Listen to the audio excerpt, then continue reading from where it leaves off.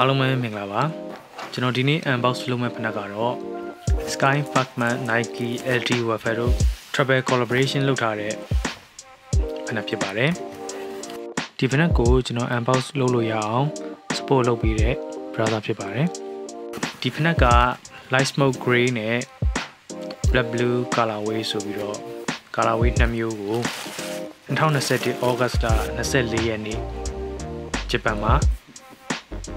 release လုပ်ခဲ့ပါတယ်သူ့ရဲ့ဘူးက orange Nike box ဖြစ်ပါတယ် side tag ဖြစ်ပါတယ် retail ဈေးကရန်2900ဖြစ်ပြီးတော့ resale ကတော့ရန်4000ဝန်းကျင်လောက်ရှိပါတယ်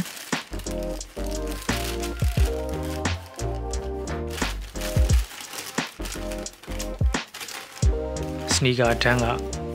ဝယ်ခဲ့တာဖြစ်ပါတယ်နောက်တစ်ခုကဖနက်တရံချင်းကို paper wrap နဲ့တည်တည်ချာချာထုတ်ထားတာဖြစ်ပါတယ်မိုက်ပါတယ်ကျွန်တော်တို့ဒီပါနေကြအပေါ်ရန် paper wrap တစ်ထပ်ပေါ်မှာ Nike Sky ဆိုတဲ့စာသားကို print လုပ်ပေးထားပါတယ်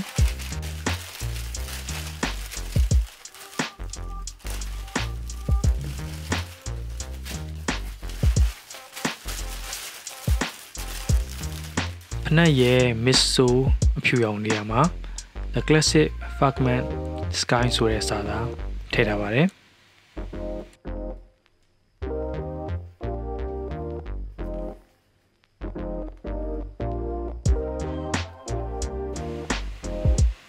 အနောက်ဖက်ဟီးမှာ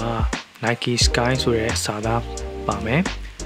ရှာမာက Nike tag နဲ့ဒီ fragment ရဲ့ logo ကိုနှစ်ထပ်ထည့်ပေးထားတယ်lace က colorway 2မျိုးပါတယ်အဖြူရယ်ဒီအပြာရယ်ပေါ့နော်သူကနှစ်ထပ်စီချီတဲ့ပုံစံမျိုးကိုလုပ်ပေးထားတာဖြစ်ပါတယ် insole မှာ Nike Sky ဆိုတဲ့စာသား print လုပ်ထားပါတယ်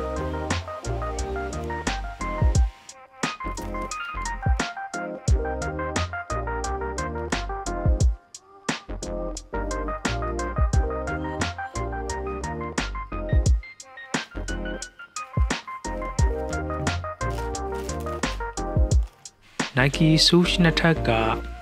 leather ဖြစ်ပါတယ်နောက်တစ်ခုကဒီဖနက်က triple collaboration ဖြစ်တဲ့အတွက်သူ့မှာသုံးထားတဲ့ material တွေက premium ဆန်ပါတယ်